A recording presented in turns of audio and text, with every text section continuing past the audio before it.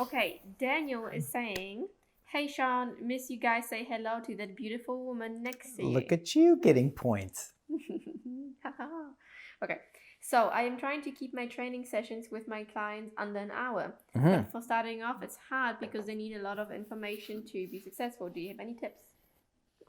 Okay, so thank you for the very sweet words, for the very sweet lady. Thank you. So Daniel is a T3 grad, and my guess, he doesn't say explicitly in here, but my guess is that Daniel's doing one-on-one sessions. I think so. Yeah, I'm pretty sure he is.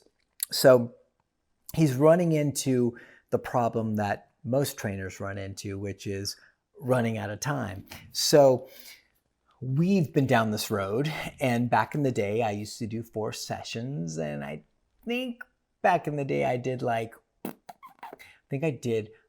hour and a half, an hour, an hour, an hour, and I think that was I think back in the old TGD days, and we would try and squeeze all of that stuff in, and the reality is, like, if you got a cupcake dog, if you got a dog that like already has some foundation, the owner's done a bunch of food work, and the dog knows all the commands, and you're just going to overlay some tools on top of that, e-collar or prong collar on top of that, you can get away with a lot of that stuff.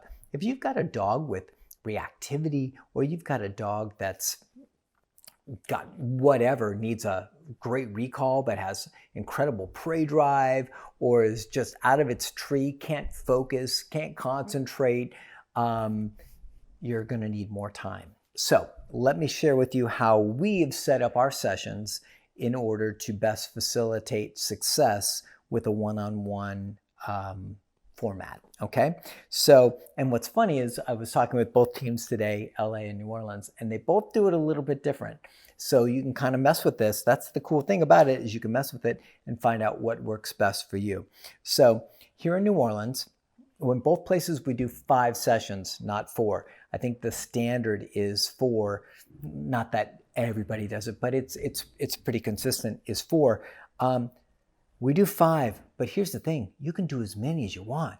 So if you want to do a 6, 8, 10, 12 package deal, depending on the dog, build that program, or have it built into your website that we have like a basic 5 or 6 session set of one-on-ones, but with the ability to build on depending on what your dog's needs are. So that would be an easy way around that. And I think we've even toyed with the idea of exceptionally long one-on-ones, like 12 session one-on-ones for people that just for whatever reason the board and train is just out of their price range and they want to be more involved in the process, something like that, and they've got a more serious dog, and then we can do more and more sessions. Okay, let me cut to the chase. My nose is so itchy.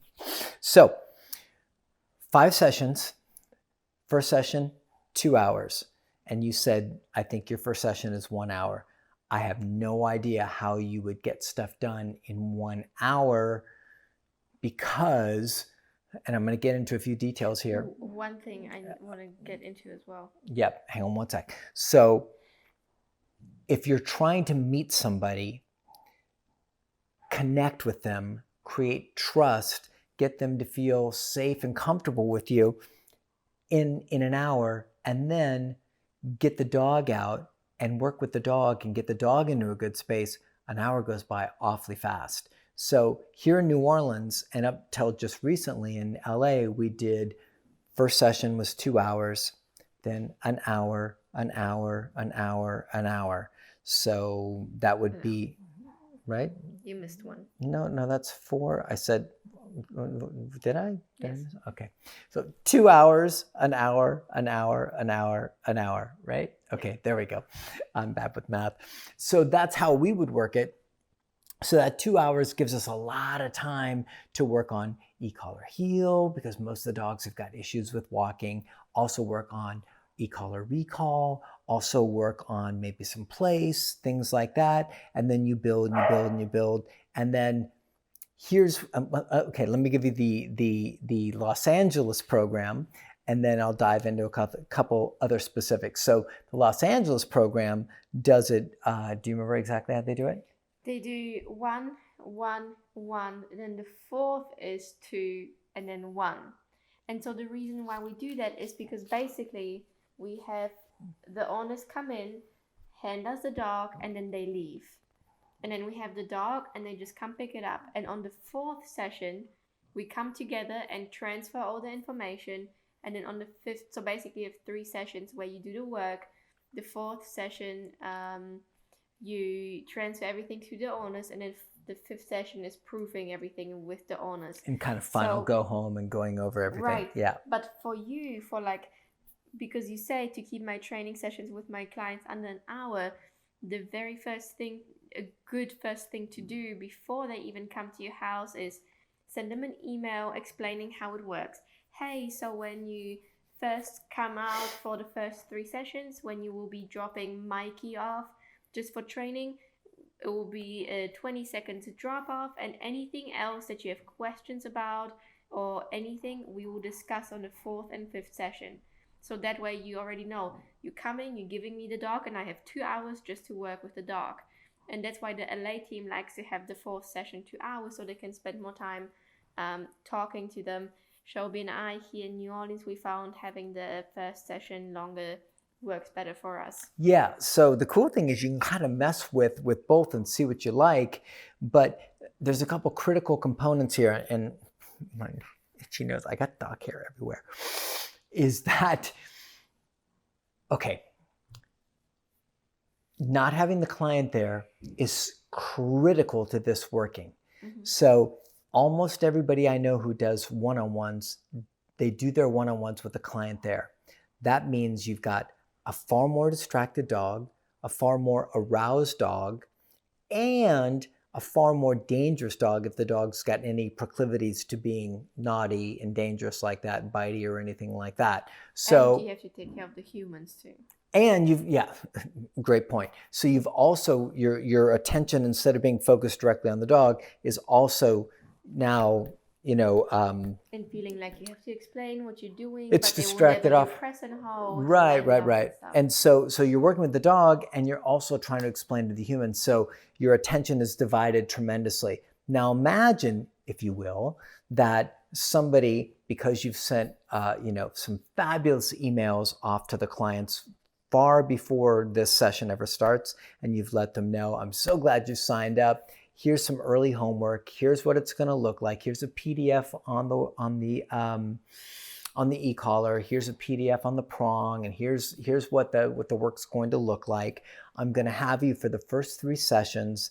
I'm going to come and meet you when you drop the dog off. We're going to say hi. There's coffee shops, restaurants, whatever, in this area, and you can hit any one of those, Starbucks, and hang out. But I'm going to just have you go and do your thing so I can focus on your dog singularly to where I can best serve your dog.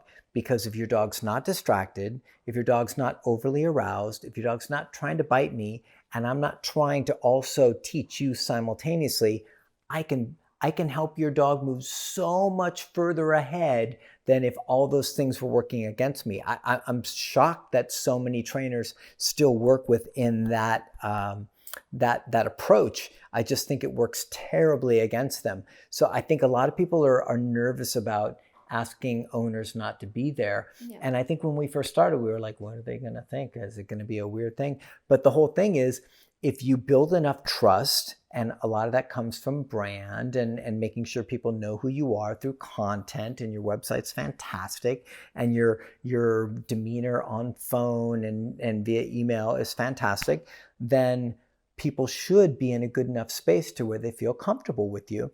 And a lot of owners are relieved. They're like, okay, cool. You're going to go and do that foundational work. You'd be surprised. You get a lot less resistance, I think, than what we ever anticipated. People are like, they literally, here you go. And if you explain to them as well, saying for the best learning environment for the dog, not having you here will be super beneficial.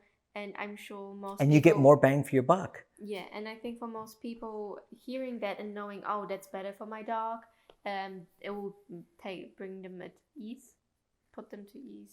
It will put them to ease. It will be nice. Yes, it will put them to sleep. Stop. So that's the way we do it, right? So we do 5 sessions. If we need more, we also let them know. Like if they've got a more serious dog than we thought, if they've got a really serious dog, then we call it, and we don't do one-on-ones if the dog is really serious.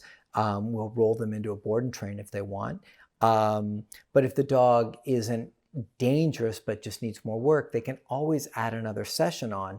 But I'm telling you, I prefer more time in the beginning because I like the client to feel comfortable. I like to spend 15 minutes or so just chatting with them. And then I like to go out and do a whole bunch of groundwork with the dog initially.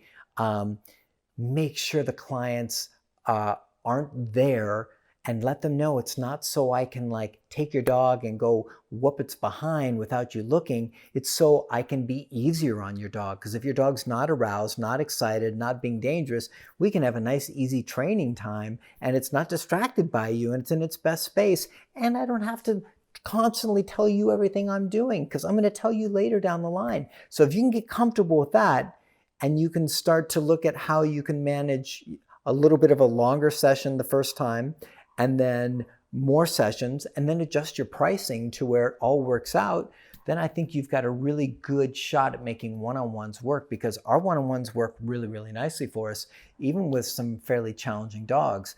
But we had to elongate it from 4 to 5 sessions, and we had to add an extra hour, and we had to have the clients leave so we could get the most progress with the dogs. So that's something to chew on. That's a whole bunch to chew on.